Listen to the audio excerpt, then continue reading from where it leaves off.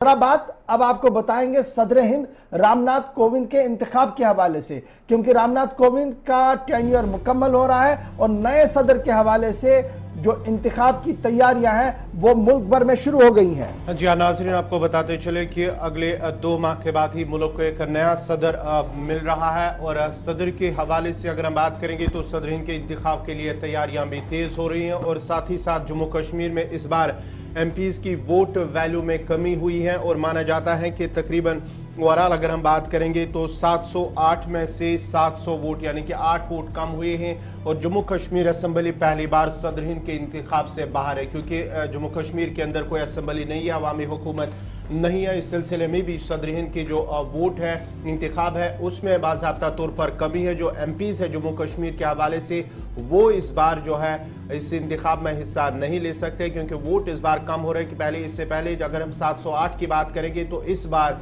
जो है सिर्फ 700 वोट ही सदर हिंद के इंतखाब में हिस्सा ले रहे हैं। वोट वैल्यू कम हो गया। दरअसल जो हमारे मेंबर पार्लियामेंट से वो वोट डालेंगे, लेकिन चूंकि हमारी बैक एंड पर न तो काउंसिल है और ना ही असेंबली है, उस वजह से उस वोट वैल्यू को कम कर दिया गया है। ये टेक्निकल टर्म है।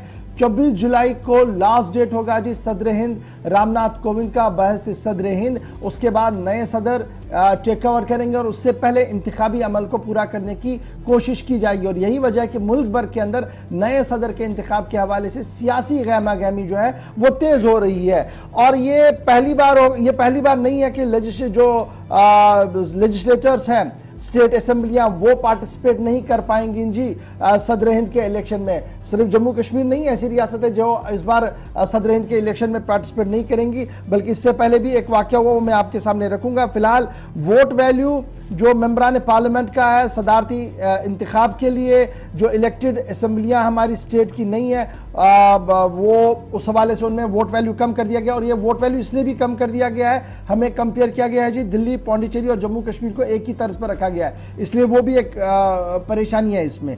और दूसरी बड़ी बात कि 708 जो हमारा वैल्यू था वो अब 700 पर आ गया है। और जब हम देखेंगे कि 1974 से 74 में जब गुजरात असेंबली को डिसॉल्व किया गया, 182 मेंबर वहां पर थे और नवनिर्माण आंदोलन वहां पर छिड़ा था और उन्हीं दिनों नए सदर का इंतखाब भी होना था 1974 में। और उस वक्त फखरुद्दीन अली अहमद इलेक्ट हुए थे, तो उस वक्त गुजरात असेंबली टेकअप नहीं कर पाई थी अपने पूरे प्रोसेस के अंदर। और इस बार जम्मू कश्मीर सदारती इंतखाबात में हिस्सा नहीं लेगी, यानी जुलाई में इंतखाब नहीं होंगे, हमारे रिजल्ट नहीं आएंगे। इसलिए गुजरात पहले एक असेंबली थी और दूसरे नंबर पर अब जम्मू कश्मीर अपनी तारीख को बना रही है कि सदर के पूरे इंतखाब में असेंबली का कोई रोल आपको दिखेगा नहीं। वोट वैल्यू जैसे आपने पहले ही कहा फिक्स कर दिया गया है जी 708, और इस तरीके से अब ये मामला आगे बढ़ेगा। और ये वोट वैल्यूज जो है सदर हिंद के हवाले से जो मेरे पास इदाद शुमार है 1952 के 1952 में ये वोट वैल्यू था जी 494। उसके बाद मार्जिनली ये इंक्रीज कर दिया गया 57 में। उसके बाद ये दोबारा इंक्रीज हुआ और आहिस्ता आहिस्ता करके ये इंक्रीज होते रहे हैं, लेकिन इस बार जो हमारा वोट वैल्यू रहेगा दैट विल बी 700।